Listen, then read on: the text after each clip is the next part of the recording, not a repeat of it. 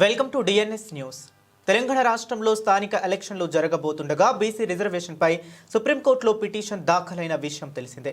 హైకోర్టులో పిటిషన్ దాఖలైన విషయం తెలిసింది. దాని మీద యువత స్పందన ఇలా ఉంది. Welcome to DNS news channel. నేను మీ సంపత్చారి. గత కొన్ని రోజులుగా సుప్రీంకోర్టు గురించి చాలామంది చాలా రకాలుగా మాట్లాడుతున్నారు. ఏమని ఆల్రెడీ ప్రభుత్వానికి కూరట ఉంటారు. ఇది ప్రభుత్వానికి కూరట అననే అనద్దు. అనేది ఉంటే బీసీలకు కూరట అనాలి. కానీ అక్కడ జరిగింది ఏంది?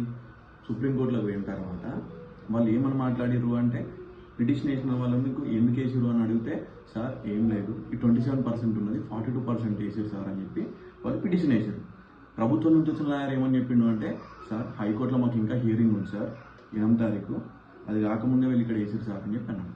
అప్పుడు జడ్జి సార్ ఏమన్నాడు, ఇంకా మీకు హైకోర్టులో ఉంది కదా, హైకోర్టులో లేని, హైకోర్టులో అయిపోకనే 8వ తారీఖు, ఇప్పుడు ఇక్కడ ఎందుకు వేసారు అని చెప్పి మాట్లాడితే అది అక్కడికి అయిపోయింది. అంతే, అంతకుమించి అక్కడ కొట్టేయడం కానీ ఇప్పటికే తీర్పు అయిపోవడం కానీ ఏం లేదు.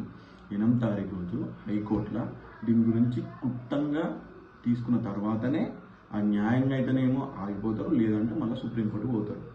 దీన్ని పరిగణన తీసుకొని ఎటువంటి అభ్యర్థి అయినా సరే దుబారా ఖర్చులు పెట్టుకోకండి, బర్బాదు కాకండి. ఓకేనా? ఇది ఇక్కడికే అయిపోలేదు. 8వ తారీఖు హైకోర్టులో డెసిజన్ వచ్చిన తర్వాత మూగండి ఎవరైనా సరే. దీనివల్ల విలేజ్ రాజకీయాలలో చాలా గొడవలు అవుతున్నాయి. ఫస్ట్ మానుకోండి.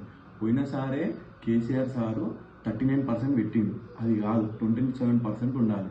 ఎస్సీలకు 15%, ఎస్టీలకు 10%, వీళ్ళకు 27%. ఇవి 54% అవుతుంది. యాక్చువల్లీ ఉండాల్సింది మనకి ఎంత? 50%. కానీ మనకు ఆంధ్ర తెలంగాణ ఉన్నప్పటి నుండి సమ్ రీజన్స్ వల్ల అప్పటి నుండి 54% రన్ అవుతుంది. ఇప్పుడు వచ్చి 42% ఓన్లీ బీసీలకు అనేది కాదు.